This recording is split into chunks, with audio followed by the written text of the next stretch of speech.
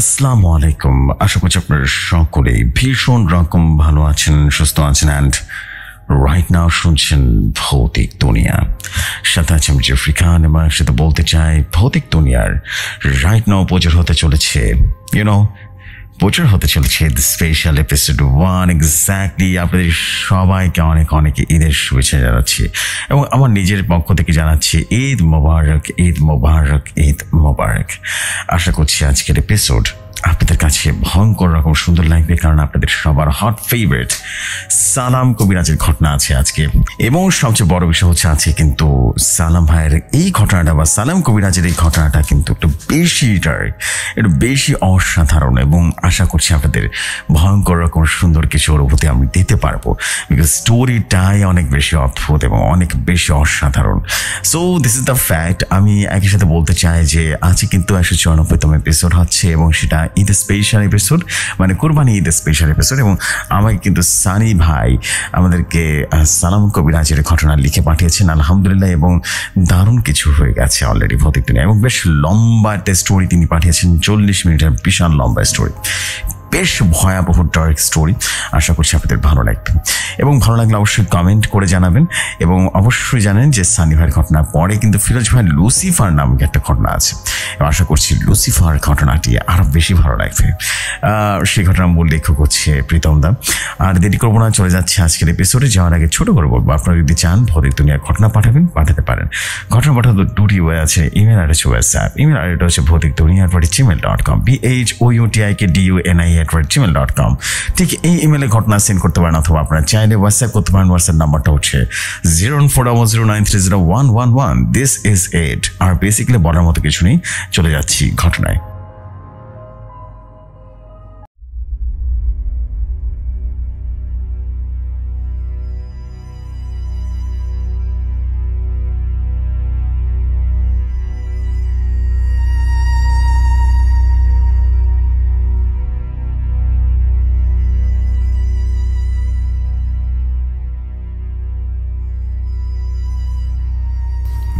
ঘটনাটা আমার কাছে যেভাবে এসেছে আমি ঠিক সেভাবে পড়ছি। তিনি লিখেছেন ঈদ স্পেশাল ঘটনা। তিনি লিখেছেন কেউ বাঁচবে না, সবাই শেষ হয়ে যাবে, এবার নেমে আসবে দেবতা,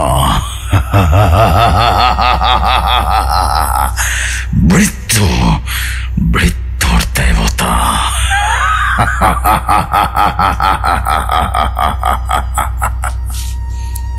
আসসালামু আলাইকুম জেফরি ভাই এবং সম্মানিত শ্রোতা বন্ধুরা, ঈদ মোবারক, ঈদ মোবারক, ঈদ মোবারক।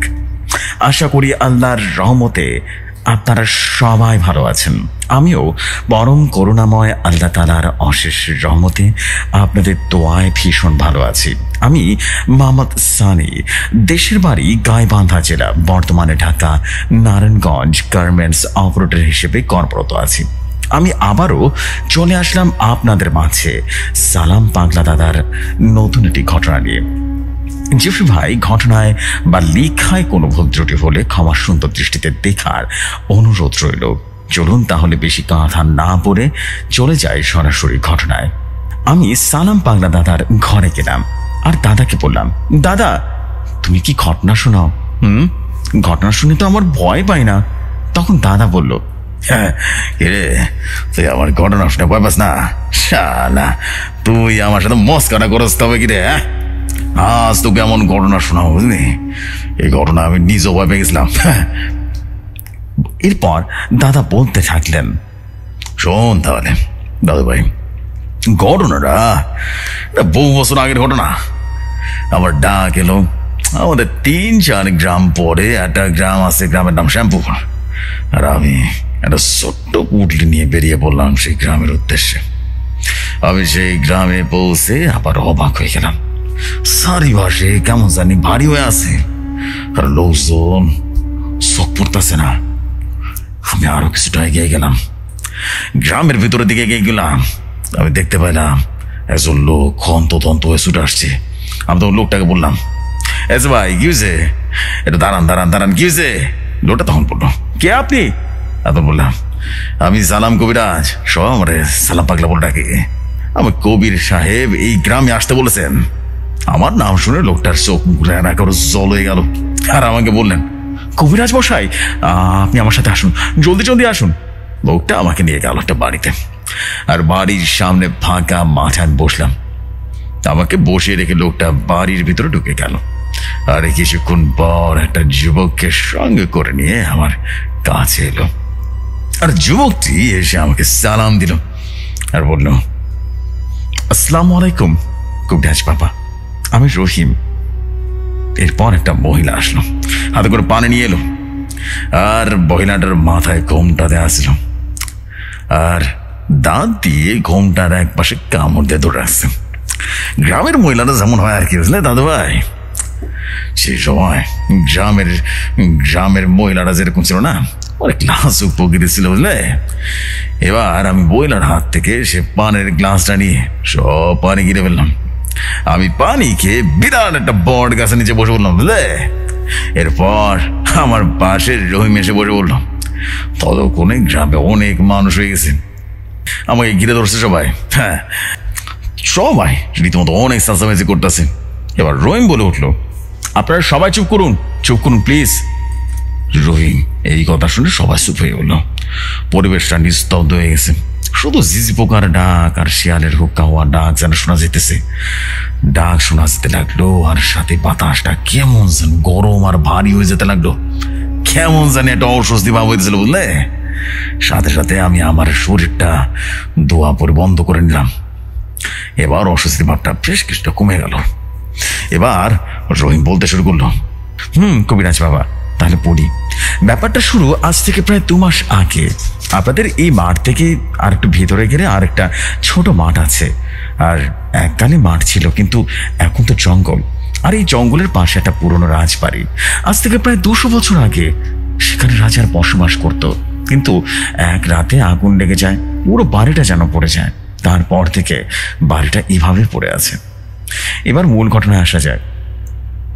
এই কথা বলে রহিম এক গ্লাস পানি খেয়ে আবার বলতে শুরু করলো, ঠিক 2 মাস আগে গ্রামের ছেলে মাসুদ, তার খোঁজ পাওয়া যাচ্ছিল না।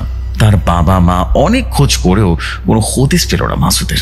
এরপর কেটে গেল একটা সপ্তাহ, আর ঠিক 1 সপ্তাহ পর খুঁজে পাওয়া যাচ্ছিল না গ্রামের ছেলে আকাশকে। এরপর গ্রামে হইচই লেগে গেল।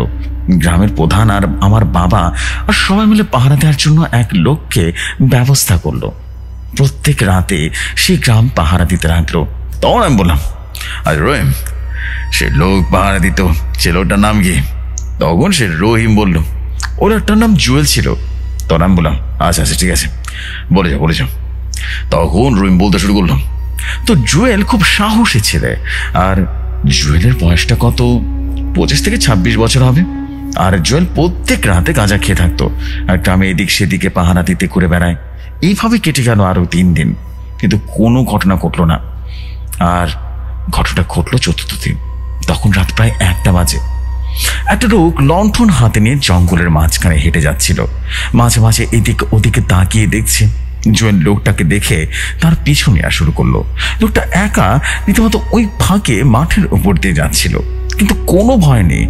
একই রাতে তার আবার জঙ্গলের মাঝখান দিয়ে যাচ্ছে, আর মানুষের কোনো চিহ্ন নেই সেখানে। চারদিকে শুধু ছিঁচি পোকা অনবরত যেন ডেকে যাচ্ছিল।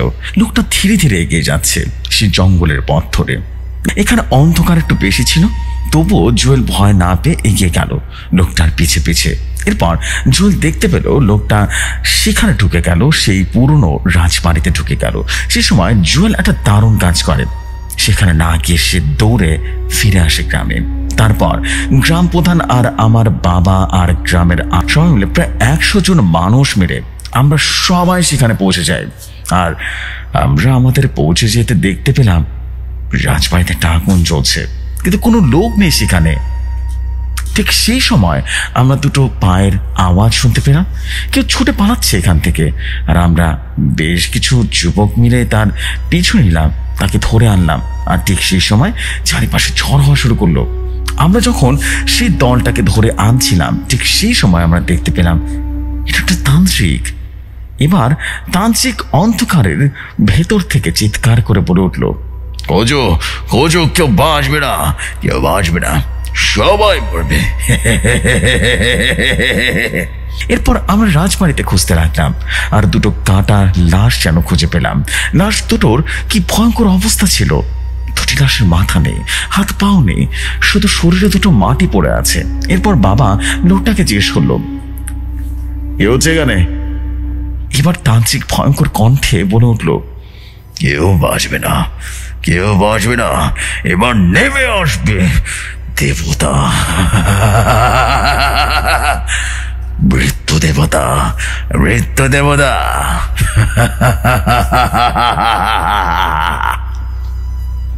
এবার সবাই মিলে আমরা তান্ত্রিকটাকে একটা গাছের সাথে বেঁধে ফেললাম, আর তান্ত্রিকটার গায়ে আগুন জ্বালিয়ে দিলাম। কিন্তু অবাক করার বিষয় হলো, তান্ত্রিকের পুরো শরীর যেন আগুনে দাও দাও করে জ্বলছে, কিন্তু এরপরেও যেন সে পাগলের মতো হেসে চলছিল। আর তার হাসি দেখে মনে হচ্ছে এটা কোনো এক বিজয়ের হাসি। তবে গ্রামের কিছু লোক বলছিল এই লোকটাকে ছেড়ে দেওয়া হোক, কিন্তু বাবা আর আমাদের গ্রামের কিছু লোক মিলে রায় দিল এই তান্ত্রিককে রীতিমতো আগুনে পুড়িয়ে হত্যা করা হোক।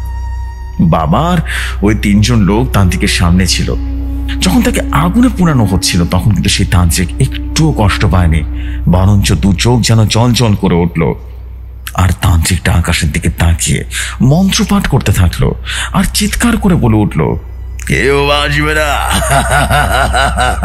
সবাই মরবে, সবাই মরবে।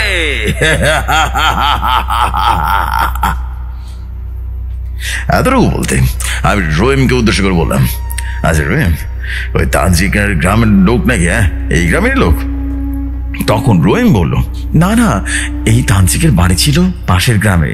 আজ থেকে প্রায় 30 বছর আগে জমিদার রায় বাহাদুরের পরিবার আমাদের গ্রামের উপর অনেক অত্যাচার শুরু করে, আর তার জন্যই তো আমাদের গ্রামের লোক প্রধান রীতিমতো আমার বাবা মা, আমাদের গ্রামের সকল লোক একত্রিত হয়ে জমিদার বাড়ির সকল লোকের উপর হামলা করে দেয়। আর এরপর থেকে হিংসা বিদ্বেষ শুরু হয়ে যায়। আর সেই হিংসা হিংসিতে জমিদার বাড়ির পুরো পরিবার সহ জমিদার বাড়িতে কেউ আগুন লাগিয়ে দেয়, এবং তাতে পুরো পরিবার যেন মরে যায়, শুধুমাত্র শ্যামল রায় বেঁচে যান। এবার রহিম আমাকে উদ্দেশ্য করে বলল, কবিরাজ বাবা, শ্যামল রায়কে জ্বালানোর প্রায় 5 দিন পর গ্রামের প্রথম ঘটনা ঘটে। ভোলা কাকা গ্রামের কুয়া থেকে পানি আনতে গিয়ে আর সেই কুয়ার মধ্যে পড়ে যায় আর পরে মারা যায়। আর গ্রামের সবাই ভাবলো এটা একটা দুর্ঘটনা। আর এর ঠিক 2 দিন পর সকাল বিকাল আলম কাকা মাঠ থেকে ফিরছিলেন, আর হঠাৎ করে আকাশে গর্জন করে উঠল, আর চারিপাশে যেন অন্ধকার হয়ে শুরু করলো বৃষ্টি, এবং ঝুমঝুম করে বৃষ্টি পড়ছিল। আর সেই বাজ পড়ে মারা গেল আলম কাকা। আর তৃতীয় ঘটনার সবচেয়ে অলৌকিক আর আশ্চর্য ঘটনা, রাতে বাড়ি ফিরে এলেন আমাদের কাজের লোক করিম কাকা, আর বাবাকে বললেন, আমার খুব ভয় লাগতেছে, আমার না খুব ভয় লাগতেছে। তখন আমার বাবা বললেন, কি করিম, তবে এত রাতে আমাদের বাড়িতে কি ব্যাপার বলো তো? তখন করিম কাকা বললেন, আজ রাতে আপনাদের এখানে থাকবো, আমার না খুব ভয় করতেছে। তখন বাবা বললেন, আচ্ছা আচ্ছা ঠিক আছে, সমস্যা নেই, তুমি আমার সাথে থাকো, আমার ঘরে থাকো, কেমন? কিন্তু সকালে উঠে দেখি বাবার দেহটা মাথা থেকে নেই, কাটা মাথা, শুধু শরীরটা পড়ে আছে। এরপর আমরা পুরনো রাজবাড়ি থেকে দেখি যেখানে শ্যামল তান্ত্রিককে চালানো হয়েছিল সেখানে বাবার মাথাটা জ্বলে পুড়ে ছাই হয়ে গেছে। আপনি ঠিকঠাক মতো চিনতে পারছি না কবিরাজ বাবা, আপনি কিছু করেন কবিরাজ বাবা, আপনি কিছু করেন, আপনি আমাদেরকে বাঁচান কবিরাজ, আমাদেরকে বাঁচান। জেঠু ভাই এবার সালাম পাগড়া দাদা আমাকে বলল, বুঝলে দাদু ভাই। এরপর রহিম হাত দুটো জোর করে রীতিমতো হাঁটু গেড়ে বসে আমার কাছে কান্নায় ভেঙে পড়লো। এবার বুঝলাম শ্যামল রায় কোনো শক্তিশালী শয়তানের পুজো করত, আর হয়তোবা সে সফল হয়েছিল। আমি এই গ্রামে প্রথম দেখে বুঝতে পারি, বুঝলি, এর হয়তো কোনো পৈশাচিক শক্তি ঘুরে বেড়াচ্ছে। এর আগেও আমি অনেকবার প্রেত, ডাকিনী, নিম্ন শ্রেণীর অনেক তান্ত্রিক সাথে ওর অনেক শয়তানি সাথে রীতিমতো মোকাবেলা করেছি, কিন্তু এই শক্তি কোনো সাধারণ শক্তি নয়, এর শক্তির কোনো সীমা নেই। এটা কোনো সাধারণ তান্ত্রিকের শক্তি নয়, এখানে কোনো শত শত বছর ধরে ঘুমিয়ে থাকা কোনো শয়তানের শক্তিকে জাগিয়ে তুলেছে শ্যামল রায় তান্ত্রিক। এবার রহিম আমাকে বলল, তাহলে কবিরাজ বাবা, এই শয়তানের থেকে আমরা বাঁচানোর উপায় নেই? আমি তখন বললাম, অন্ধকার যতই গভীর হোক না কেন, এক বিন্দু আলো সমস্ত অন্ধকারকে কিন্তু শেষ করে দেয়। আর বহু যুগ ধরে অন্ধকার আর আলোর মধ্যে লড়াই চলছে, কিন্তু শেষ পর্যন্ত কিন্তু বিজয় আলোরই হয়। এরপর ঘরের ভেতর থেকে একটা ছোট্ট বাচ্চা মেয়ে বের হয়ে এলো, আমাকে উদ্দেশ্য করে বলল, কবিরাজ দাদু, এই নাও মূর্তি।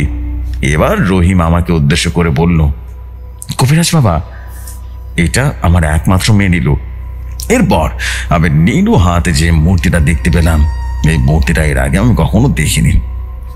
মাথায় দুটো বিশাল বড় শিং, পরীর মতো দুটো ডানা আছে, আর চোখ দুটো বড় বড়। এরপর আমি নীলুর হাত থেকে রীতিমতো মূর্তিটা আমার হাতে নিলাম, আর সাথে সাথে সমস্ত শরীরটা আমার কেঁপে উঠল।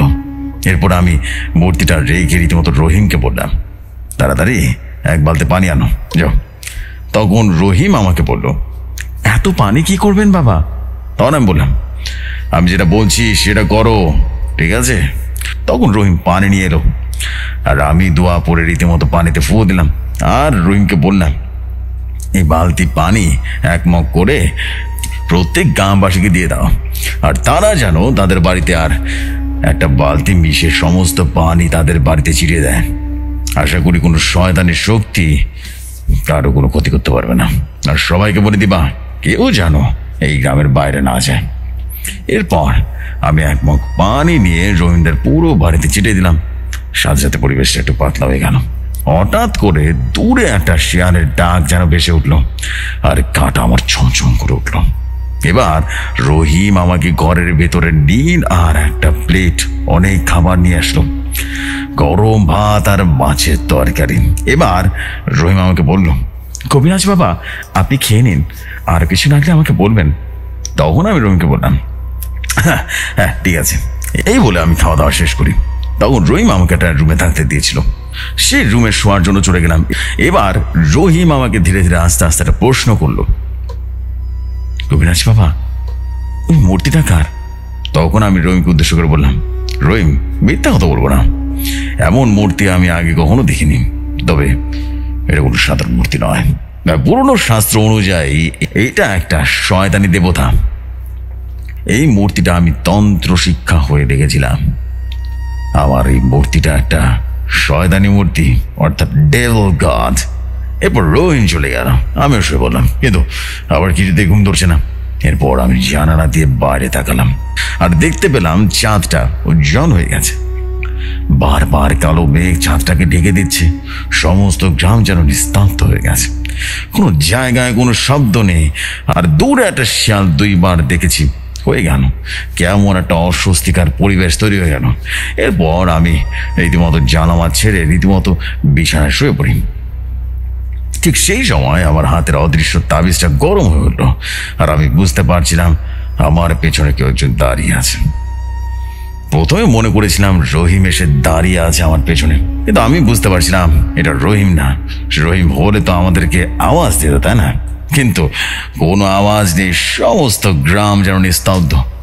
খারাপ জিনিস আমার সামনে অপেক্ষা করছে। আমি ঘুরে তাকাতেই মূর্তির চোখগুলো রীতিমতো ধপ করে জ্বলে উঠলো, আর আমি যেন সাথে সাথে চমকে উঠলাম। আরো দেখতে পেলাম কি ভয়ঙ্কর সে শয়তানের রূপ। দাঁত দুটো বড় বড়, মাথায় দুটো শিং, পুরো শরীরটা রীতিমতো কালো কালো লোমে ঢাকা, আর পুরো শরীরটা রীতিমতো কাঁটায় ভর্তি। আর ভয়ঙ্কর কণ্ঠাটা উল্লাসে হাসি দিল, বিভৎস এক হাসি। আর ধীরে ধীরে আমার দিকে এগিয়ে আসতে লাগলো, আর আমি এক বিকট চিৎকার করলাম, আর আমার ঘুমটা ভেঙে গেল। কি ভয় যে পেয়েছিলাম এমন একটা স্বপ্ন দেখে। আমি কেন আমার জায়গায় অন্য কেউ থাকলেও নিশ্চয় ভয় পেয়ে যেত একেবারে। আর সঙ্গে সঙ্গে রহিম এসে বলল, আর আমাকে উদ্দেশ্য করে বলল, কবিরাজ বাবা, কি হয়েছে? আপনি চিৎকার করলেন কেন? তখন আমি বললাম, আরে কিছু না, একটা স্বপ্ন দেখেছিলাম আর কি, খারাপ স্বপ্ন। এরপর রহিম আমাকে এক গ্লাস পানি দিল, আর আমি পানিটা সাথে করে নিয়ে খেয়ে ফেললাম। আর রহিমকে বললাম, চুপচাপ বসে থাকুন। এবার রহিম আমাকে বলল, কবিরাজ বাবা, এসব শ্যামল রায়ের আত্মার কাজ। তখন আমি তাকে বললাম, শ্যামল রায়ের আত্মা আমাকে ভয় দেখাবে? সেটা হতেই পারে না। শ্যামল রায় কোনো এক ঘুমন্ত বিভীষিকাকে জাগিয়ে তুলেছে। এরপর আমি রহিমকে বললাম, রহিম, আমার বাড়িতে কিছু কাজ আছে, আমি 2 দিন পর আবার আসবো, কেমন? আর তবে কাল সকালে আমাকে কিন্তু বেরোতে হবে। ঠিক সেই সময় রহিমের মা দুয়ার এসে দাঁড়িয়েছে আর আমাকে উদ্দেশ্য করে বলল, কবিরাজ মশাই, আমাদেরকে বাঁচান, না হলে শয়তানটা আমাদেরকে শেষ করে ফেলবে। আপনি আমাদের এই শয়তানের হাত থেকে বাঁচান, রক্ষা করুন। এই কথাটা বলে রহিমের মা চিৎকার করে কেঁদে উঠল আর বলল, আমার একটাই ছেলে রহিম, বাঁচান আমার ছেলেকে। এরপর আমি আবারও শুয়ে পড়ি, আর শুয়ে পড়ার সাথে সাথে আমি আবারও একটা স্বপ্ন দেখতে লাগলাম। আমি দেখতে পেলাম একটা লোক, তার মুখ পুরোপুরি রহিমের মতো, আমার সামনে দুটো হাত জোর করে বলছে, কবিরাজ মশাই, কবিরাজ মশাই, আমি জানি এই শয়তানটা খুব শক্তিশালী একটা শয়তান, কিন্তু আপনি আমার স্ত্রী আর একমাত্র ছেলে রহিম আর গ্রামের লোকজনকে বাঁচাতে পারবেন। কবিরাজ মশাই, আপনি পারবেন, আপনাকে পারতে হবে, আপনাকে পারতে হবে। এই বলে রীতিমতো ধীরে ধীরে আমার চোখের সামনে অদৃশ্য হয়ে গেল। আমি বুঝতে পারলাম এটা রহিমের বাবার কারিন জেনে এসেছিল, আমাকে স্বপ্নে দেখা দিয়েছিল।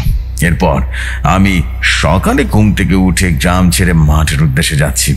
হঠাৎ মনে হলো রহিমের বাবার কথা, তার মায়ের অনুরোধ। জেফরি ভাই, তখন দাদু আমাকে বলল, দাদু ভাই, সত্যি বলতে কি আমি একটু ভয় পেয়েছিলাম, বুঝলে? আর এমন শয়তান আগে তো কখনো দেখিনি। এটা কোনো সাধারণ পৈশাচিক শক্তিও নয়। আমি কবিরাজ হলো, ভয় তো আমারও ছিল।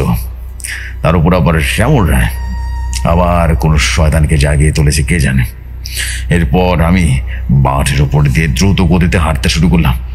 হঠাৎ করে আকাশটা গর্জন করে উঠলো, মাটিটা থর থর থর থর করে কাঁপলো, চারদিকে ঘূর্ণিঝড় হওয়া শুরু করলো। কি যে হয়ে গেল, মনের ভিতরে আমার ধরফর ধরফর করছিল। ভয় পাওয়া শুরু করে দিলাম, আর তার সাথে এক আতঙ্ক জেগে উঠলো, বুঝলে? তাহলে কি শয়তানটা চায় না আমি এই গ্রামের বাইরে যাই? ও তাহলে কি আমাকে আটকে ফেললো? সে আমাকে শেষ করে যাবে। দাঁড়ানে এই ঝড়ের মধ্যে আমি কিভাবে বাঁচবো? বাঁচাতে কোনো পথ নেই। হঠাৎ করে চারিপাশ একদম সাদা, একেবারে রঙে যেন ভুলে গেল। আর সাদা আরো রীতিমতো ভেদ করে একটা ভয়ঙ্কর ভাবে কে একজন বলে উঠলো, নূর মোহাম্মদ বন্ধু। তবে এই কণ্ঠটা আমার চেনা। এরপর আমি ঘুরে ঘুরে আলোটার দিকে তাকালাম আর দেখতে পেলাম সাদা আলোর ভিতর থেকে বেরিয়ে এলো আমার ভাই, আমার বন্ধু শমশের জিন দাঁড়িয়ে আছে। আর আমাকে মায়াবী কণ্ঠে সালাম দিল আর আমাকে উদ্দেশ্য করে বলল, নূর মোহাম্মদ বন্ধু আমার, তুমি পালিয়ে যাচ্ছ। তুমি একজন কবিরাজ, আর একজন কবিরাজের কাজ হলো মানুষের পাশে থাকা, আর তুমি কিনা তাদের সাহায্য না করে পালিয়ে যাচ্ছ। তখন আমি বললাম, এদের শয়তান তো অনেক শক্তিশালী। তখন শমশের জিন আমাকে বলল, আমি জানি ওই পৈশাচিক শয়তানের অনেক শক্তিশালী, আমাদের একত্রিত হয়ে লড়াই করতে হবে। সৃষ্টির শুরু থেকে আজ পর্যন্ত ভালো শক্তি এবং শয়তানি শক্তির লড়াই চলে এসেছে। বিজয় সব সময় ভালো শক্তিরই হয়। শয়তানি শক্তির অন্ধকার যতই বেশি হোক না কেন, আর ভালো শক্তির একটা আলো আছে, সমস্ত অন্ধকারকে দূর করে দেয়। আর মূর্তিটা রহিমের বাড়িতে আছে, সেটা হলো শয়তান লুসিফার, অর্থাৎ পৃথিবীর প্রথম শয়তান বা ডেভিল গড। নূর মোহাম্মদ, এই নাও, তোমার কাছে রাখো। ঠিক সময় এলে এটা তুমি ব্যবহার করতে পারবে, আর আমি সময় হলে ঠিক চলে আসবো ইনশাআল্লাহ। এই বলে রীতিমতো শমশের আমাকে সালাম দিয়ে চলে গেল। এরপর আমি রহিমদের বাড়ির উদ্দেশ্যে হাঁটা শুরু করলাম, আর মনে মনে বললাম, এবার আমার একটাই উদ্দেশ্য, এই শয়তানকে শেষ করতে হবে। এতে যদি আমার মৃত্যু হয়, সেই মৃত্যু আমি হাসি মুখে বরণ করে নেবো, কোনো সমস্যা নেই। এই বলে আমি আবারও হাঁটা শুরু করব। যখনই আমি গ্রামের ভিতরে ঢুকলাম, রাস্তাতে কোনো মানুষ দেখতে পেলাম না। তখন প্রায় সন্ধ্যা হয়ে গেছে, আর দুটো কুকুর রাস্তার পাশে শুয়ে আছে। এবং লক্ষ্য করলাম কুকুরটা আমার দিকে তাকিয়ে আবার শুয়ে পড়লো, হ্যাঁ, আর অন্য কুকুরগুলো আমার দিকে তাকিয়ে ঘিউ ঘিউ করছে, আবার শুয়ে পড়ছে। কিছুক্ষণ হাঁটার পর রহিমদের বাড়িতে পৌঁছাইলাম। আমি দেখতে পেলাম রহিম উঠানে বসে রীতিমতো চোখ বন্ধ করে আছে, তালে একটা হাত দিয়ে রীতিমতো চিন্তা করছে। এরপর আমি তাকে ডাক দিলাম, রহিম। ও আমার ডাক শুনে রহিম চমকে উঠলো আর বলল, কে কে? ও কবিরাজ বাবা? আমি দেখতে পেলাম রহিমের চোখ দুটো যেন পানিতে ছলছল ছলছল করছে। আর রহিম আমার সামনে হাত জোর করে কাঁদতে শুরু করলো আর বলল, কবিরাজ বাবা, আল্লাহ আমাদের কি পরীক্ষা নিচ্ছে? কেন পরীক্ষাটা নিচ্ছে? তখন আমি রহিমকে বললাম, রহিম, আমরা এবার এই শয়তানের দেবতাকে হারিয়ে ছাড়বো। হয় আমার মৃত্যু, নয় শয়তান দেবতা শেষ করে ছাড়বো ইনশাআল্লাহ। এরপর আমি রহিমকে উদ্দেশ্য করে বললাম, রহিম, তুমি 5 জন শক্তিশালী যুবককে নিয়ে আসো যারা কোরআন পড়তে পারে। আজকের দিন পরে কিন্তু অমাবস্যা, আর কালকে হবে শয়তানের শেষ দিন। তুমি কালকে সব ব্যবস্থা করবা। এখন যাও, শুয়ে পড়ো, আর কোনোভাবেই রাতে ঘরের বাইরে বের হবে না, কেমন? এমনকি আমিও যতদিন রাখি ঘরের বাইরে বের হবে না, ঠিক আছে? মাথায় থাকবে তো? যাও, এখন যাও, ঘরের ভিতরে ঢুকো। এরপর রহিম ঘরে ঢুকে গেল, আর আমি পুরো বাড়িটা রীতিমতো দোয়া পরে বন্ধ করে দিলাম। সেদিন রাতে আর কিছু করলো না। পরের দিন সকালে রহিম চলে গেল রীতিমতো 5 জন যুবককে নিয়ে আসতে, আর আমি 5টা যজ্ঞের আসন তৈরি করলাম আর রহিমের জন্য অপেক্ষা করতে লাগলাম। বেশ কিছুক্ষণ পর 5 জন যুবককে সাথে করে নিয়ে রহিম আমার কাছে আসলো। এরপর আমি 5 জন যুবক একটা দোয়া শিখিয়ে দিলাম আর বললাম, সবাই আসনে বসে পড়ো, আর যে দোয়া শিখিয়ে দিলাম এই দোয়াটা পড়ো। কোনোভাবে ভয় পেয়ে জোর করে আসন থেকে উঠবে না, দোয়া পড়া বন্ধ করা যাবে না, কেমন? মনে রাখতে হবে দোয়া পড়া, মনে রাখবে দোয়া পড়াটা। এও যদি যজ্ঞের আসনে ভয় পেয়ে চলে যায়, সে তো মারা যাবে। আমি এই শহর রীতিমতো গ্রামের প্রত্যেক মানুষকে ধ্বংস করে দেবো শয়তানটা, বুঝতে পারলে? তাই যদি যজ্ঞের আসন থেকে কেউ উঠবে না আর কোনোভাবে দোয়া পড়া বন্ধ করবে না, কোনোভাবে না। এরপর 5 জন যুবককে 5টা আসনে বসিয়ে দিলাম আর বড় একটা হোমকুণ্ড যজ্ঞের আগুন প্রস্তুত করলাম আর শয়তানের মূর্তিটা আমার সামনে রাখলাম। এরপর আমি হোমকুণ্ডের সামনে বৃত্তটাকে রীতিমতো যজ্ঞ করলাম আর 5 জন যুবককে উদ্দেশ্য করে বললাম, সবাই দোয়া করা শুরু করো। এরপর সবাই রীতিমতো দোয়া করা শুরু করলো আর আমিও দোয়া করতে শুরু করলাম। এইভাবে চললো অনেকগুলো রাত এবং হঠাৎ করে পরিবেশটা নিস্তব্ধ হয়ে গেল আর চারিপাশটা ভয়ঙ্কর দুর্গন্ধে পড়ে গেল। আর ভয়ঙ্কর দানব রীতিমতো অর্জন করতে করতে আমার দিকে রীতিমতো চলে আসলো গর্জন করতে করতে। আমি দেখতে পেলাম অনেকগুলো দানব, শয়তান, ইফরিত, মারিত, খান্নাস, পিশাচ, এই শয়তানগুলো ভয়ঙ্কর গর্জন করতে করতে বৃত্তের চারপাশে ঘুরতে লাগলো। আমি বুঝতে পারলাম এই শয়তানগুলো তাদের প্রভুকে উদ্ধার করতে এসেছে। এমন ভয়ঙ্কর দৃশ্য দেখে একটা যুবক রীতিমতো ভয়ে বৃত্তের বাইরে চলে গেল। আর যুবকটা এখান থেকে পালিয়ে যেতে চেয়েছিল, যেই না বৃত্তের বাইরে বের হলো, ভয়ঙ্কর এক শয়তান এক টানে যুবক তার দেহ থেকে মাথাটা আলাদা করে দিল। এখন আমি চিৎকার করে বললাম, এটা তুমি কি করলা? এখন সবাই মরবে, সবাই মরবে। আর সাথে সাথে মাঠটা রীতিমতো থরথর থরথর করে কেঁপে উঠলো। আমি দেখতে পেলাম যজ্ঞের আগুনের ভেতরে ভয়ঙ্কর এক শয়তান উঠে আসলো আর ভয়ঙ্কর এক কণ্ঠে হাসি দিল আর আমাকে উদ্দেশ্য করে বলল,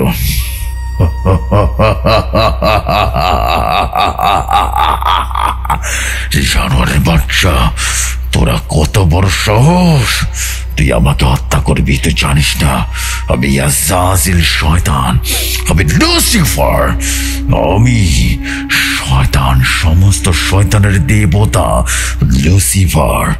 আর আমার কোনো মৃত্যু নেই। এই আমার পালিত সন্তানেরা এই জানোয়ারের বাচ্চাকে শেষ করে দে, ছিঁড়ে ছিঁড়ে খা। এবার আমি শামসের জিনের দেয়া সে মুক্তর মালাটা লুসিফার শয়তানের উদ্দেশ্যে ছুঁড়ে মারলাম আর সাথে সাথে মালাটা বিশাল এক আগুনের শিকল হয়ে লুসিফারের শয়তানকে পেরে ফেললাম। এবার শয়তানটা ভয়ঙ্কর চিৎকার করতে শুরু করলো আর একটা সময় আগুনে অদৃশ্য হয়ে গেল। এবার লুসিফার শয়তানের পালিত সন্তান খান্নাস অহংকারী কণ্ঠে আমাকে উদ্দেশ্য করে বলল, এত বড় সাহস! তুই আমাকে, আমাদের প্রভু লুসিফারকে বন্দি করে পাতালে পাঠিয়ে দিয়েছিস? তাহলে তুই আমাকে এবার মরার জন্য প্রস্তুতি নিয়ে ফেল। এরপরে খান্নাস আমার গলাটা চেপে ধরলো, সাথে সাথে আকাশে গর্জন করে উঠল আর আকাশ থেকে ভয়ঙ্কর বিদ্যুতের শিখা জমিনে নেমে এলো। আর আসমান জমিন থর থর করে কেঁপতে লাগলো। একদম বিভৎস এক কাঁপাকাঁপি শুরু হয়ে গেল। আর চারপাশে সাদা আলো যেন ভরে উঠলো। এতটা আলো যে রীতিমতো চোখে ধাঁধা লেগে যেতে শুরু করলো। কিয়ামত নাজিল হওয়া শুরু করলো। এবার সাদা আলোর ভিতর থেকে শমশের বেরিয়ে এলো আর ভয়ঙ্কর এক হাসি দিল। হাসিটা এরকম ছিল, শয়তান, তোদের এত বড় সাহস, তোরা আমার বন্ধুকে আঘাত করেছিস। তোদের বন্ধু শয়তান লুসিফারকে বন্দি করেছে আমার বন্ধু।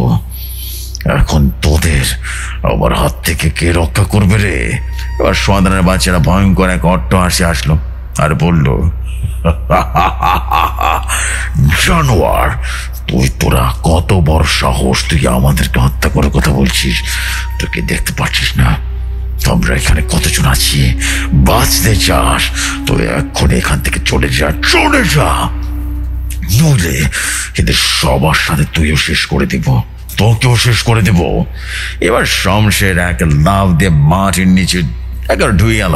এবার শয়তানরা আমাকে উদ্দেশ্য করে বলল, তেরে জানোয়ারের বাচ্চা, তোর পানি তো কুত্তার বাচ্চা দেখি পানিয়ে গেল।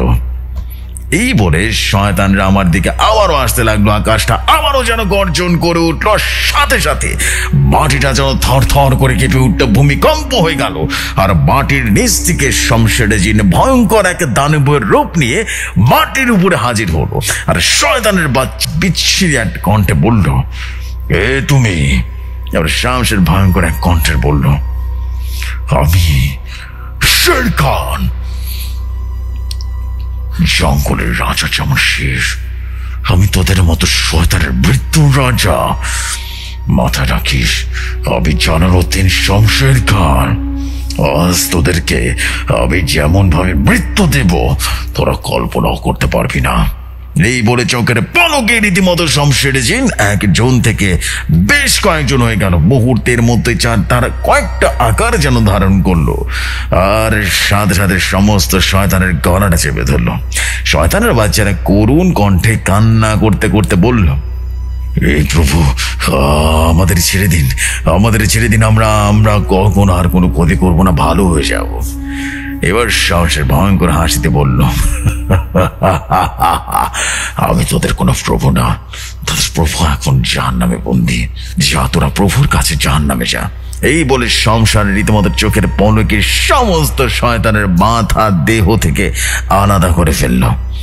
আর চোখ দিয়ে আগুন বের করে শয়তানকে রীতিমতো পুড়ে ছাই করে দিল। আর আমার কাছে এসে আমাকে উদ্দেশ্য করে বলল, বন্ধু, আপনি এবার সকল মানুষকে বলে দিন তারা এখন সবাই নিজ নিজ ভাবে স্বাধীন, সমস্ত জায়গায় নিজ স্বাধীনভাবে চলাফেরা করতে পারবে। তাদের আর কোনো বিপদ বা কোনো সমস্যা হবে না ইনশাআল্লাহ। বন্ধু, আজ আমি চলে যাচ্ছি, ভালো থাকবেন আপনি। আসসালামু আলাইকুম, আল্লাহ হাফেজ। তো দাদু ভাই, এই ছিল আমার ঘটনা, জীবনের এক ভয়ঙ্কর অভিজ্ঞতা। এই ঘটনা আমি নিজে বেশ ভয় পেয়ে গেছিলাম, কারণ আমার কাছে এরকম ঘটনা কোনোদিন হয়নি যেখানে আমি নিজে ভয় পেয়ে গেছিলাম, মৃত্যুর ভয়। এবার ভয় পাচ্ছিস তাই না? তখন আমি দাদুকে ভয় পড়লাম, মানে এই আর কি। তখন দাদু বলল, বুঝেছি, মনে মনে আর করা লাগবে না, যা এবার যা, অন্য কোনো দিন অন্য কোনো ঘটনা শোনাবো না, বুঝতে পেরেছিস? আর শোন, রাতে ঘুমানোর সময় আয়াতুল কুরসি পড়ে এবং অবশ্যই সূরাটা পড়ে বন্ধ করে ঘুমাবি। এই তো আজকে শুনেছিস ভূতের গল্প, বলা তো যায় না, যদি ভূত চলে আসে। তো জেফরি ভাই, এই ছিল আজকের ঘটনা। আর জেফরি ভাই, আমার জন্য দোয়া করবেন আমি যেন আপনাকে ভয়ঙ্কর ঘটনা লিখে পাঠিয়ে দিতে পারি।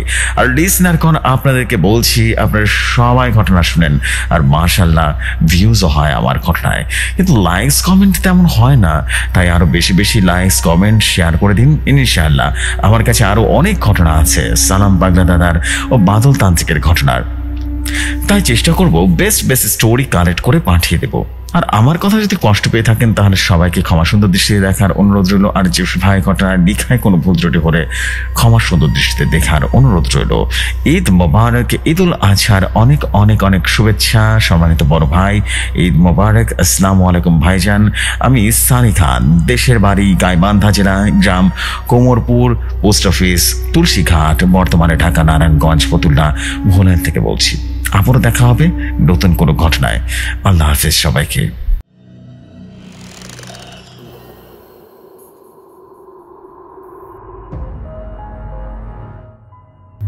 Oh my God. Oh my God. What a story, man. Eid Mubarak. Eid Mubarak. Eid Mubarak, Sunny Bhai. Our Monachi, this Eid will be the most terrified Eid. So much amazing Eid. Because I have your story. সালাম কবিরাজের story আছে, আর কি লাগে, my goodness, উড়ে গেছে story. Wow man, মন ভালো হয়ে গেছে, একেবারে শান্ত হয়ে গেছে। এরকমই তো স্টোরি চাই ভাই, এরকমই ভয়াবহতা চাই ঘটনায়। এবং আজকের ঘটনাটা অনেক বেশি ভালো ছিল ভাই, মাথা নষ্ট করা স্টোরি ছিল ভাই, মাথা নষ্ট করা স্টোরি ছিল। That is a beautiful thing, মাশাআল্লাহ। এবং আমি আশা করছি আপনাদের সবার কাছে ভালো লেগেছে, এবং আপনাদের কাছে ভালো লাগলে ডেফিনেটলি কষ্ট সার্থক হয়ে গেছিল আগেও, এবং এবারও কষ্ট সার্থক হয়েই যাবে। বিকজ সালাম কবিরাজের ঘটনা অল দ্য টাইম সবার কাছে বেস্ট লেগেছে, রাখেও ইনশাল্লাহ আছে উড়ে যাবে। So this the fact. Love you so much bro. আমার জন্য দোয়া করবেন, এবং আমি আপনার জন্য দোয়া করি। আপনি ভৌতিক দুনিয়াতে যেভাবে অসাধারণ ঘটনা দিচ্ছেন, কন্টিনিউয়াসলি ঘটনাগুলো রেখেন, ইনশাল্লাহ দারুণ কিছু হয়ে যাবে। আপনার সালাম কবিরাজের ঘটনা খুব বেশি পছন্দ আমার। আপনি ঘন ঘন প্রতি সপ্তাহে একবার হলেও সালাম কবিরাজের ঘটনা, বাদল তান্ত্রিকের ঘটনা লেখার চেষ্টা করুন। আমি চাই যে বেস্ট বেস্ট স্টোরিগুলো এখানে শেয়ার হোক, মানুষ ভয় পাক, মজা পাক। আশা করছি অনেক বেশি ভালো লাগবে। সো দেরি করবো না, চলে যাচ্ছি পরবর্তী ঘটনায়।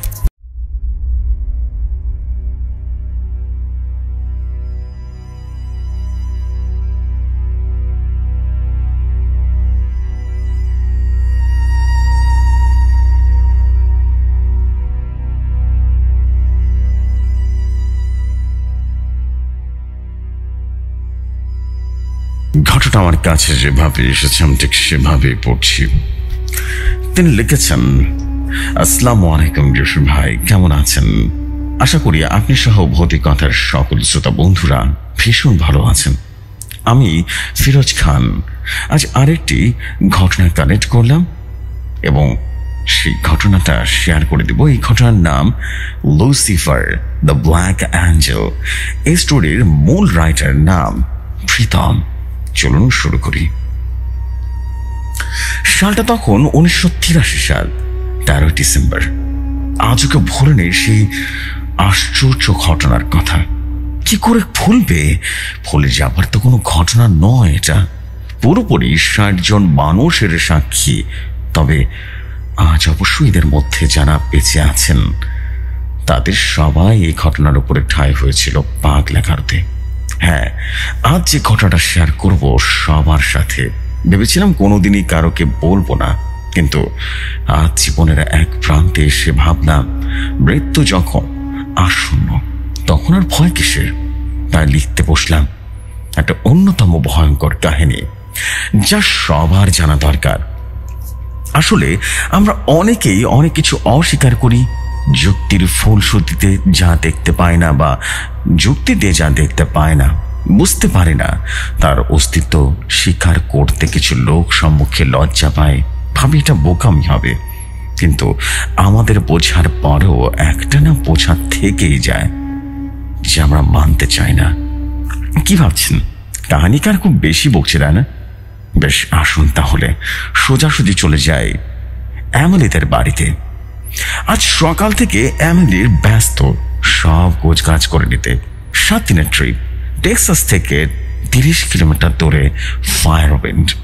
ফায়ারউইন্ড কেন নাম হয়েছিল কেউ জানে না। পরশু রাতের ক্লাবে থেকে রীতিমতো বের হয়ে আসার সময় নামটা শুনেছিল। সেই থেকেই না হোক 50 জনকে এমিলি জিজ্ঞেস করেছে, কিন্তু কেউ বলতে পারেনি। নামটা শোনার পর এমিলির জায়গাটার প্রতি কেমন যেন একটা আকর্ষণ হয়ে উঠেছে। ঠিক যেমন আর একটি নাম শুনলে আকর্ষণ জাগে, যাকে সারা বিশ্ব ঘৃণা করে, ভয় পায়, সে লুসিফারকে অ্যালেনি ভালোবেসে ফেলেছে মনে মনে।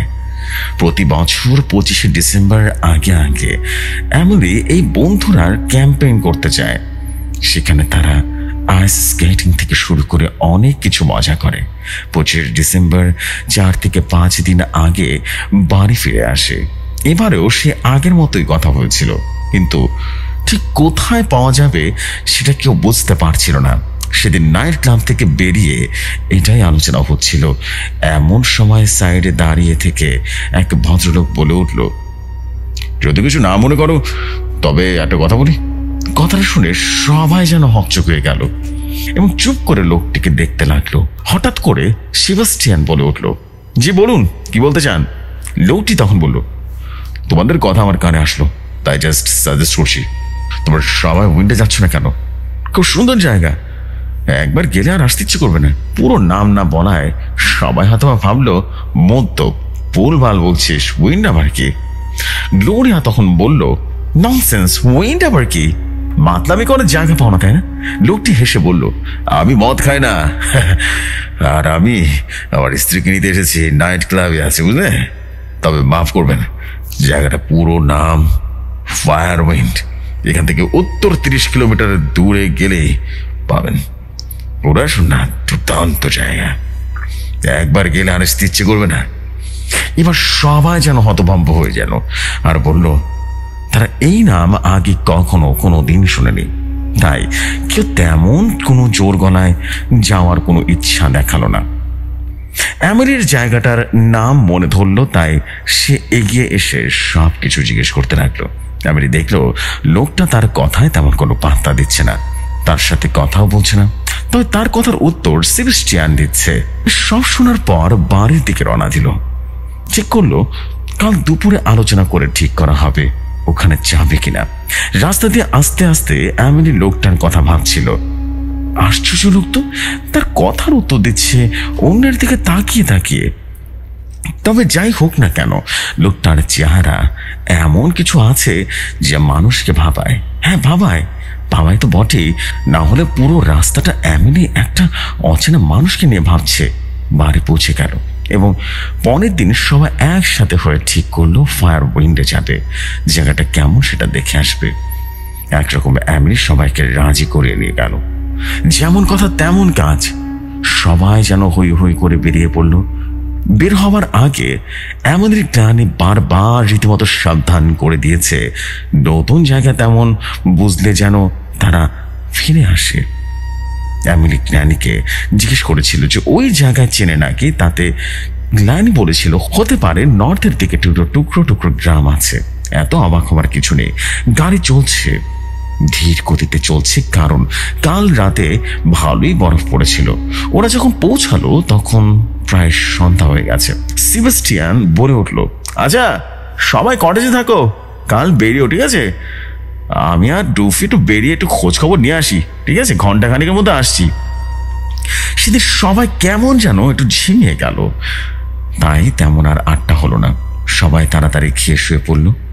ঠান্ডাটাও হঠাৎ করে ঝাঁকিয়ে পড়ল। পরদিন সকালে সবাই রীতিমতো ফাটিয়ে চেঁচামেচি করলো, আজ বের হতেই হবে, স্কেটিং করতে বের হতেই হবে। এমিলি অবশ্য স্কেটিং করতে পারে না। ছোটবেলায় অনেক চেষ্টা করা হয়েছিল, কিন্তু বাবা এমিলিকে ভয়ে জিতে গেছে, স্কেটিং জিতেনি। বন্ধুরা মাঝে মাঝে এটা নিয়ে খেপায়, কিন্তু এমিলি স্কেটিং করার চেষ্টা করে না। কিন্তু আজ এমিলি খুব আফসোস হচ্ছে, তাই গ্লোরিয়া বলেছে ওর আর প্যামকে ধরে ধরে শেখাবে। সবাই ব্রেকফাস্ট সেরে বেরিয়ে পড়লো এবং সবাই মুক্ত হলো জায়গাটাকে দেখে। এমনকি পরের বছর এখানে আসবে সেটাও এখন পরিকল্পনা করে ফেলা হলো। সবাই এমিলিকে থ্যাঙ্কস জানালো ওদেরকে এখানে জোর করে আনার জন্য। কটেজের লোকটি বেশ ভালো, সে ওদের সাথে একটা গাইড দিয়ে দিল, কারণ এখানে নাকি বহু পর্যটক পথ হারিয়েছে। জায়গাটা আসলে কিছুটা ভুলভাল মত দিয়েছে সবাই। এরকম দেখতে বাড়ি তেমন নেই যা আছে, সব বাড়ির ডিজাইনের এক একটা রকম যেন মাথা নেয়ানোর মতো, এবং বাড়ি কিন্তু দেখতে খুব সুন্দর। যাই হোক, গাইড রীতিমতো জেভিয়ারকে নিয়ে সবাই বেরিয়ে পড়লো। সব জায়গায় ঘোরাফেরার পর লাঞ্চ করতে ঢুকে গেল সেবাস্টিয়ান এবং জোভিয়ানকে জিজ্ঞেস করলো এখানে এমন কি আছে আকর্ষণীয় যারা আছেন যা ওদের ঘুরে ঘুরে দেখা উচিত।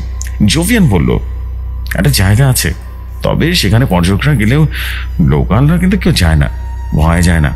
পেটের দায় গাইডরা অবশ্য যা টুরিস্ট নিয়ে যায়। সবাই চক্ষু বড় বড় করে বলল ভয়? কিসের ভয়? জোভিয়ান তখন বলল অশুভ শক্তির ভয়। প্যাম তখন বলল একটু খুলে বলুন না জোভিয়ার ব্যাপারটা, ওর ব্যাপারটা কি একটু বলুন না। অ্যামিলো খুব উৎসাহ নিয়ে বসলো গুছিয়ে। তার আবার প্যারানর্মাল সবকিছুর প্রতি একটু বেশি আকর্ষণ, আর এটা ওর বন্ধু বান্ধবরা খুব ভালো করে জানে। তাই তাকে অমন গুছিয়ে বসে থাকতে দেখে সবাই যেন চোখে চোখে ইশারা করে হো হো করে হেসে উঠল। ব্যাপারটা বুঝতে অ্যামিলির খুব একটা বেশি সময় লাগলো না। তাই ডুফির দিকে হাওয়ার মতো করে রীতিমতো অ্যামিলি একটা খুশি ছড়ে দেখলো। জোভিয়ার বলল এটা হাসির কোনো বিষয় না, ভয়ের ব্যাপার। বহু বছর আগে কি বা কারা এখান থেকে যেন 1 কিলোমিটার দূরে একটা স্ট্যাচু বসায়। স্ট্যাচুটা ভারী অদ্ভুত ছিল। একটা মানুষ একটা সোর্ড হাতে নিয়ে দাঁড়িয়ে আছে, যার মাথা থেকে পা অব্দি কালো আলখাল্লায় মোড়া। স্ট্যাচুটার চারপাশে শীত, গ্রীষ্ম 12 মাস রীতিমতো জমাট পেতে থাকে বরফ, কখনো তা গলে না। আর চারিদিকে কেমন অন্ধকার যেন ছেয়ে থাকে। এমনি শির দ্বারা থেকে যেন সোজা হয়ে গেল এবং শক্ত গলায় জোভিয়ারকে প্রশ্ন করলো কার স্ট্যাচু এটা? অ্যামিলি গলায় এমন কিছু ছিল যা শুনে সবাই চমকে অ্যামিলিকে দেখছিল। জোভিয়ার পিড়পিড় করে বলল বেলিল, বিহমেথে, সানানাস, অ্যাসমোডিয়াস, বেলজেবু, লুসিফার। লুসিফার নামটা শুনে চমকে উঠল এমিলি। আর তার সাথে লুসিফার এত কাছে, আর সে কিনা দেখাই হয়নি এখনো। গ্লোরি বলল লুসিফার? তার স্ট্যাচু এখানে রেখেছে কে? পাগল নাকি? একটু শয়তানের স্ট্যাচু কে রাখতে পারে এইভাবে? এমিলি বলল বাজে বকিস কেন তুই? লুসিফার মোটেও শয়তান না। ওর কথা শুনে সবাই যেন চমকে উঠলো। প্যাম বলল গড মানিস না? হ্যাঁ, তুই শয়তানের পূজারি? হ্যাঁ। এমিলি তখন বলল এমন কিছু নয়, আমি শুধু বলেছি লুসিফার খারাপ নয়। ডুফি তখন বলল শয়তান সব সময় খারাপই হয় এমিলি, সে কখনই ভালো হয় না। সে ধোঁকাবাজ, আর হতেও পারে না সে ভালো, কারণ তার চরিত্রটা এরকম। সে সৃষ্টি হয়েছে খারাপের জন্য। সেবাস্টিয়ান সবাইকে থামিয়ে দিয়ে বলল আরে আগে শুনতে দে পুরোটা। জোভিয়ান আপনি বলুন না, যা বলছিলেন বলুন না। জোভিয়ান আবার বলল যাই হোক, কে বা কারা এই স্ট্যাচু এখানে প্রতিষ্ঠা করেছে জানা নেই, তবে শোনা যায় যে রাজা একে প্রতিষ্ঠা করেন তার সাম্রাজ্য ধ্বংস হয়ে গিয়েছিল, কারণ গড রুষ্ট হয়ে পড়েছিল তার উপরে। খুব অদ্ভুতভাবে স্ট্যাচুটা এখনো অক্ষত রয়েছে। যারা যারা স্ট্যাচুটাকে উৎখাত করতে গিয়েছিল তারা সবাই মারা গেছে, কিন্তু কিভাবে মরেছে কেউ জানে না। তবে শোনা যায় যে বা যারা লুসিফারকে নিয়ে মনে ঘৃণা রেখেছে তার কাছে চলে যায়, আর লুসিফার তাকে ক্ষমা করে না, কারণ লুসিফার ক্ষমা করতে শিখানি, তাদের সে মেরে ফেলে। প্যাম তখন বলল ও তো মৃত্যুরই দেবতা। গ্লোরি তখন বলল দেবতা নয় প্যাম, শয়তান। জোভিয়ার তখন বলল আপনাদের আজ নয় কাল নিয়ে যাবো রে ওখানে সকালের দিকে, ঠিক আছে? বিকেলের পর ওদিকে কেউ থাকে না। আর আজ তো 13 ডিসেম্বর, আজ লুসিফার স্বয়ং নেমে আসে ওই স্থানে। সে কারণে আজ বিকাল 4টার পর থেকে সমস্ত দোকানপাট সবকিছু বন্ধ। মানুষজন বাড়ি থেকে বের হচ্ছে না, একদম পা রাখবে না কেউ। আজ সন্ধ্যার সময় যে বের হবে তার মৃত্যু কিন্তু অনিবার্য। এই কথা শুনে সেবাস্টিয়ান রীতিমতো হো হো করে হেসে উঠল। জোভিয়ারকে বলল আরে এসব বলেছে কে? হ্যাঁ, কি যে বলছেন না, আমি এসব মানি না। লুসিফার একটা মিথ মাত্র, আর কিচ্ছু নয়, তার কোনো অস্তিত্ব নেই। এগুলো বাচ্চাদের গল্প। জোভিয়ার বলল না না না না না, এটা আপনাদেরকে বিশ্বাস করতে হবে, কারণ এসব যা বলছেন সবটা কিন্তু সত্য। ডুফি তখন বললো হ্যাঁ, এটা একটু বেশি বাড়াবাড়ি এবং হাস্যকর যে লুসিফার নেমে আসে স্থানে, বুঝতে পেরেছেন? সেবাস্টিয়ান তখন বলল আমরা এখনই বের হয়ে ওই জায়গায় যাব, আমাদের নিয়ে চলুন। জোভিয়ার তখন বলল মাফ করবেন, আজ হবে না, চলুন। এতগুলো জীবন নিয়ে আমি কোনোভাবেই ছিনিমিনি খেলা আমার পক্ষে সম্ভব হবে না, দুঃখিত, আমাকে ক্ষমা করুন। গ্লোরি তখন বলল আজই যাবো শয়তানকে দেখতে, যাবো তো যাবই। এবার এমিলি ভয়ঙ্কর রেগে গিয়ে টেবিলে চাপড়ে বলল, শয়তান বলা বন্ধ কর গ্লোরি, একদম বন্ধ কর। এমিলির এমন আচরণে সবাই থমকে গেল। জেভিয়ার বলল, আপনারা কটেজের মালিকের সাথে জানিয়ে আসুন। আর একটা কথা, বিপদ বুঝলে সবাই পালিয়ে আসবে, কারণ ওখানে যার যার নিজের দায়িত্বে যেতে হবে, কেউ কাউকে বাঁচাতে পারবে না। সেবাস্টিয়ান তখন বলল, ঠিক আছে তাই হোক। কটেজের লোকটি অনেক করে ওদেরকে বারণ করলেও কেউ কারো কথা শুনল না। এদিকে এমিলির প্রাণ রীতিমতো ছটফট করছে, কখন সে যাবে এটা ভেবে যথারীতি তারা বেরিয়ে পড়ল। যেহেতু সেদিন 13, তাই কোনো কারই যেতে রাজি হলো না। এমিলিরা ঠিক করলো পায়ে হেঁটে একটু পথ চলে যাবে। হাঁটতে হাঁটতে এমিলি ভাবতে থাকলো লুসিফারের কথা। সবাই তাকে খারাপ বলল, কিন্তু সে খারাপ কোথায় ছিল এমিলি বোঝে না। গড অ্যাঞ্জেলস বানানো, তাদের ভেতরে লুসিফার ছিল ভীষণ বুদ্ধিমান, তাই গডের প্রিয় হয়ে উঠতে সময় লাগলো না। কিন্তু এই বুদ্ধিমত্তা গডের বেশি দিন ভালো লাগলো না। গডের ভুল কাজগুলো সে হাতে নাতে ধরিয়ে দেয়। গডের এমন অনেক কাজ যেগুলো ভুল ছিল সেগুলো নিয়ে গডের কাছে প্রশ্ন করলো। এতে গড রেগে গিয়ে হ্যাভেন থেকে বিতাড়িত করলো। তারপর গড সৃষ্টি করলো মানবকে, তাদের পুতুলের মতো খেলতো আর খেলায় বাধা দিল লুসিফার। সে সাপ সেজে ইভকে অ্যাপল খেতে রীতিমতো উৎসাহিত করলো। মানুষের বুদ্ধি জন্মায় সে বিচার বিবেচনা করতে শেখে, আর সেটাই হলো গডের আরো বেশি রেগে যাবার কারণ। তাই গড গিয়ে লুসিফারকে নিক্ষেপ করলো হেলে এবং কেড়ে নিল তার সৌন্দর্য, তাকে কুৎসিত চেহারা দিল, যাতে তাকে সবাই ঘৃণা করে, ভয় পায়, দূরে সরিয়ে দেয়। কিন্তু এমিলি পারেনি দূরে সরাতে সেই লুসিফারকে। যত জেনেছে ততই যেন লুসিফারের জন্য মন খারাপ হয়েছে তার।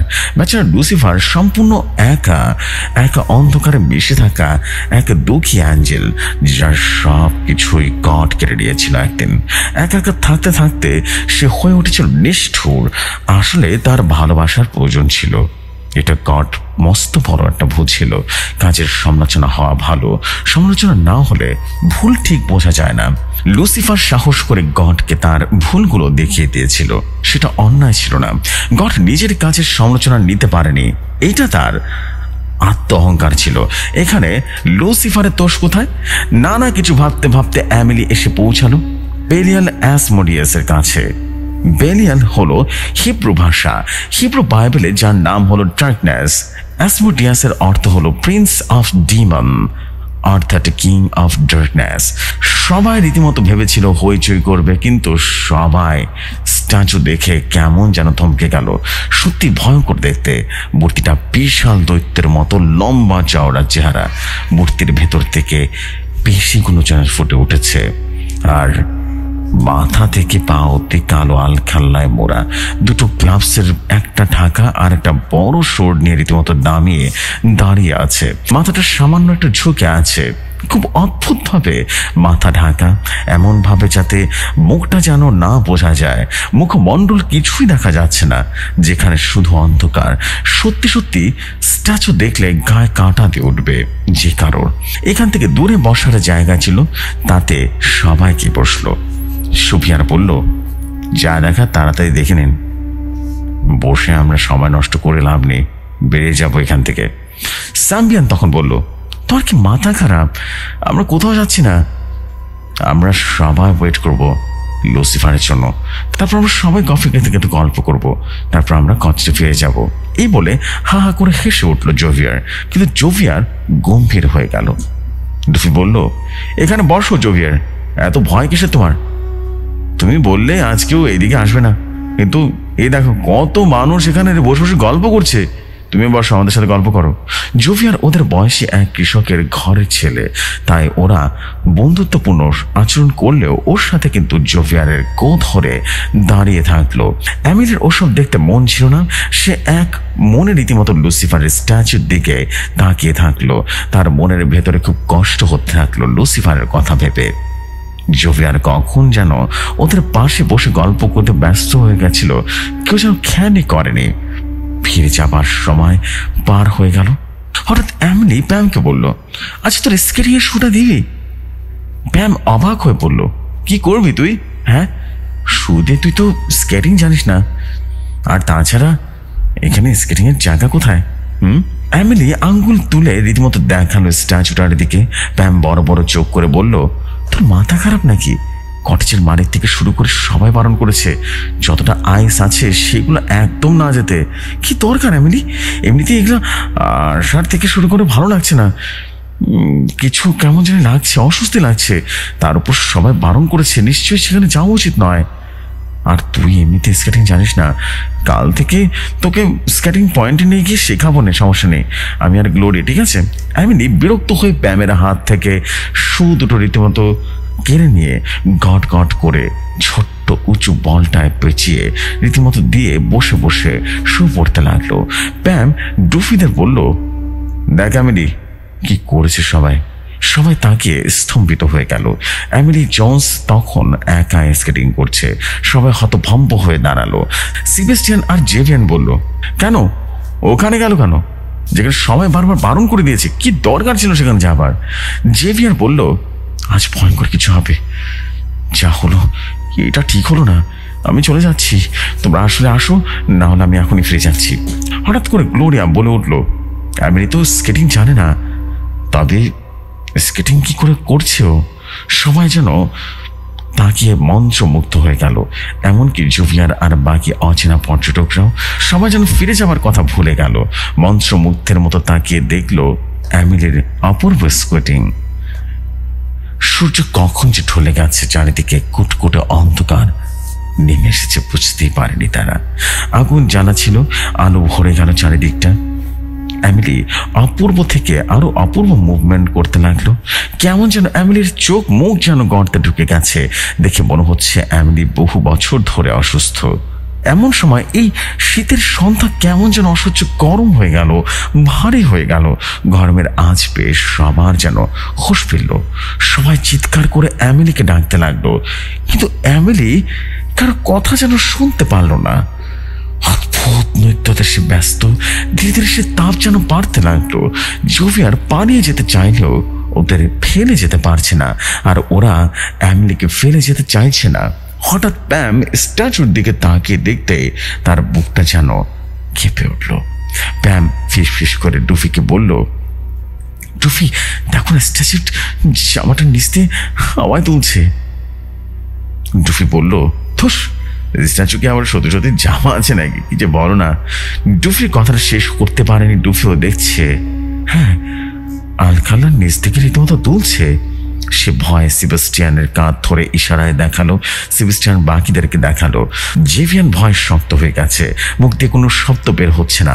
এতক্ষণ আমেরিকে ডাকছিল সবাই, এমনকি অচেনা পর্যটকরাও, তারাও এখন ভয় কুঁচকে গেছে। টাকা বন্ধ করে, শ্বাস বন্ধ করে সব স্ট্যাচু হয়ে গেল। এমন সময় সবাই দেখতে পেল এমিলি যেন পাগলের মতো স্কেটিং করছে, আর তার নাক দিয়ে যেন গল করে রক্ত বের হচ্ছে। এমিলির চোখ মুখ দিয়ে যেন কালি ঝরছে, চোখ দুটো যেন কোঠর থেকে বেরিয়ে আসছে। সবাই দেখলো স্ট্যাচুর মুখ দিয়ে, কিন্তু কিন্তু এ কি, মুখ কোথায়, চোখ কোথায়? এ তো পুরোপুরি কঙ্কাল, যার চোখের গর্তের ভেতর থেকে আগুন বেরিয়ে আসছে। এমন সময় কঙ্কালটা একটা হাত তুলে এমিলির দিকে আঙ্গুল দিয়ে নির্দেশ করলো। এই দেখে সেবাস্টিয়ান রীতিমতো চিৎকার করে এমিলিকে ডাক দিল, কিন্তু কোথায় কি? সেবাস্টিয়ানের গলা দিয়ে কোনো আওয়াজ বের হলো না। হঠাৎ করে স্ট্যাচুর চারপাশে যেন জমে যেতে শুরু করলো বরফ। বরফগুলো গলতে শুরু করলো। এমিলি আস্তে আস্তে বরফ গোলা জলে রীতিমতো ধীরে ধীরে তুলে যেতে লাগলো। সবাই দাঁড়িয়ে দাঁড়িয়ে দেখছে, অথচ কারো কিছু করার ক্ষমতা হলো না। কিসের যেন সবাই হাত পা গালে রীতিমতো আটকে রেখেছে। চারিদিকে প্রচন্ড ঝড় বইতে শুরু করলো। কি ভীষণ গরম, যেন ঝলসিয়ে দিচ্ছে সবাইকে। এমিলি উদ্ভ্রান্তের মতো স্কেটিং করতে করতে তলিয়ে গেল নিচে। প্যাম ও গ্লোরি রীতিমতো ঢুকরে ঢুকরে কেঁদে উঠলো। সবকিছুই যেন শান্ত হয়ে গেল, নিস্তব্ধ হয়ে গেল চারিদিকে। আবারও কি ভীষণ ঠান্ডা। জুভিয়ানের হুঁশ ফিরতে এসে ছোট পালাতে প্রস্তুত হলো, কিন্তু হঠাৎ করে বিভৎস আগুন যেন জ্বলে উঠলো। এমিলির জলের ভেতর থেকে ছিটকে গিয়ে এসে রীতিমতো শূন্যে ভাসতে লাগলো তার শরীর। এমিলির শরীর থেকে স্কেটিংটা রীতিমতো শু খুলে পড়লো। শরীরে থাকা জামা কাপড় খসে খসে পড়তে থাকলো এবং টুকরো টুকরো হয়ে এমিলিকে কোনো অবসরই বলে মনে হলো। কোথায় গেল ঢুকে যাওয়া চোখগুলো, কোথায় গেল তার নাক থেকে পড়া রক্তগুলো। কি অপূর্ব! এমিলি জোন্স ভাসছে, হাওয়ায় ভাসছে, আর তার মাথাটা পেছন থেকে ঘুরে আছে, ঝুলে আছে, শরীরটা যেন টান করে রীতিমতো হাওয়ায় মেরে দিচ্ছে। জোভিয়ার কোনো মতে জোর করে ছুটে পালিয়ে গেল। পা তুলতে পারছে না সে, তবুও ছুটছে। একটা জায়গায় এসে সে দাঁড়িয়ে পড়ে এবং পেছনে ঘুরে দেখলো এমিলির শরীরটা যেন হাওয়ায় ভাসতে থাকে। হঠাৎ তীব্র গতিতে স্ট্যাচুটার দিকে গেল, ঠিক যেমন চুম্বক লোহাকে আকর্ষণ করলে লোহা যে স্পিডে চুম্বকের দিকে ছুটকে যায়, ঠিক সে স্পিডে গেল। তারপর সব অন্ধকার জোভিয়ারে পড়ে জ্ঞান হারালো। পরদিন সকালে কিছু টুরিস্ট আর তাদের গাইডের দেখে রীতিমতো উদ্ধার করলো। সবাইকে হাসপাতালে ভর্তি করানো হলো। তাদের বাড়িতে খবর দেওয়া হলো প্রায় 60 জন পর্যটক পাওয়া গেছে। জোভিয়ারকেও রীতিমতো ভর্তি করে ফেলেছে হাসপাতালে। কি হয়েছিল কেউ জানে না, সঠিক জানতো না। যাদের আনা হয়েছিল তাদের কারো শরীরে এতটাই পড়েছিল যে তাদের বাঁচাতে পারা যায়নি। বাকি যারা বেঁচে ছিল তারা আজ পাগলাগারদে আছে। একমাত্র জোভিয়ার মুখে একবারই একটা কথা বেরিয়েছিল, তাতে এতটুকু উদ্ধার করা গিয়েছিল ঘটনাটি। তারপর আর কোনোদিন জোভিয়ার আর সবার মতো কথা বলতে পারেনি। ডাক্তাররা অনেক পরীক্ষা করেছিল সবার গলায় কি হয়েছে ভেবে, কিন্তু কোথাও কিছু নেই। অথচ কেউ কথা বলতে পারে না। আর এসব ঘটনার পর যখন সবাই স্ট্যাচুটা দেখতে যায়, সেখানে কি সবাই হতভম্ব হয়ে যায়। লুসিফার দাঁড়িয়ে আছে, তবে সোর্ড দিয়ে নয়, এক নগ্ন কন্যাকে জড়িয়ে ধরে। লুসিফারের কাপড়েই তার বুক থেকে হাঁটু অব্দি ঢাকা। কি অপূর্ব সুখে লুসিফার তাকে আলিঙ্গন করে আসছে।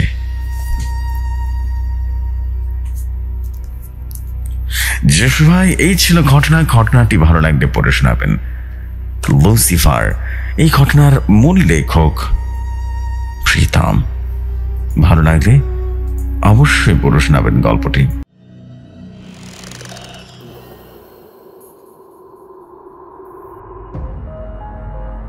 Oh my God, this is absolutely masterpiece. Wow. Seriously man, আমি অনেক বেশি আনন্দ পেয়েছি স্টোরিটা পড়ে, এবং সবচেয়ে বড় বিষয় হচ্ছে স্টোরিটা বেশ ভয়াবহ ধরনের ডার্ক ছিল, একটা ট্রিক স্টোরি ছিল। আমার নিজের কাছে অনেক বেশি ভালো লেগেছে ভাই। Thank you very much for a beautiful story, এবং আশা করছি আপনাদের সবার কাছে ভালো লেগেছে স্টোরি। এবং কেন ভালো লাগবে না, এরকম আসলে কিন্তু এটা সত্যি, শয়তান তো শয়তানই হয়, এটার কোনো ভালো কোনো দিক নেই। This is actually amazing thing. Wow, আসলে অসাধারণ ছিল ভাই, আসলে অনেক বেশি ভালো ছিল। Thank you very much. আশা করছি আপনাদের সবার কাছে ভালো লেগেছে।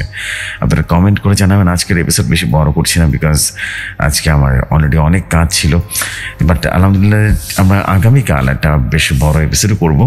এতটুকু শিওর যে আগামীকাল আমরা ঈদ স্পেশাল এপিসোড 2 করবো, এবং 2টা একই সাথে আমাদের বাদল তান্ত্রিকের ঘটনা থাকবে, নাহিদ সরকার ভাইয়ের ঘটনা থাকছে, ফিরোজ ভাইয়ের ঘটনা থাকছে, এবং মানে দারুণ কয়েকটা ঘটনা থাকছে। আমি এতটুকু বিলিভ করি যে আপনাদের বেশ ভয়াবহ রকমের ভালো লাগবে আগামীকালের এপিসোড, বিকজ আগামীকালের এপিসোডটা বেশ লম্বা এবং বেশ ভয়াবহ এবং বেশ অসাধারণ হতে চলেছে। আমি না দেরি করে আজকে এখানে বিদায় টানবো। আপনাদের সবাইকে ঈদ মোবারক জানাচ্ছি, বিকজ আজকে ঈদের দিন অনেক কাজ ছিল আমার, এবং কাজগুলো করতে হয়েছে, এবং অনেক বেশি ব্যস্ততার মধ্যে দিয়ে সময় কেটেছে আমার, এবং সময়ও পাইনি যে আপনাদের সাথে একটু গল্প করবো। আজকে ভেবেছিলাম যে লাইভ সেশন করবো, বাট আলটিমেটলি সেটা সম্ভব হলো না। ইনশাআল্লাহ আপনাদের সাথে ঈদ চলে গেলে আবারও আপনাদের সাথে আমি লাইভে যুক্ত হব, লাইভে গল্প করবো, আড্ডা দিব, মজা হবে ইনশাআল্লাহ। দারুণ কিছু হয়ে যাবে। আশা করছি আপনাদের ভালো লেগেছে আজকের এপিসোড। ভালো লাগলে অবশ্যই কমেন্ট করে জানাবেন, এবং সবাইকে আবারও ঈদুল আজহার অনেক শুভেচ্ছা। এবং আপনারা যে যেখানে থাকুন সেখান থেকে আমার ভালোবাসা নেবেন, ভালোবাসা দিবেন, এবং ভৌতিক দুনিয়ার কন্টেন্টগুলো বেশি বেশি করে শেয়ার করে দিবেন। আজকের মতো এখানে শেষ করছি। আগামীকাল ঈদ স্পেশাল এপিসোড 2 নিয়ে চলে আসবো। ততক্ষণ ভালো থাকুন, সুস্থ থাকুন। আসসালামু আলাইকুম, শুভরাত্রি সবাইকে।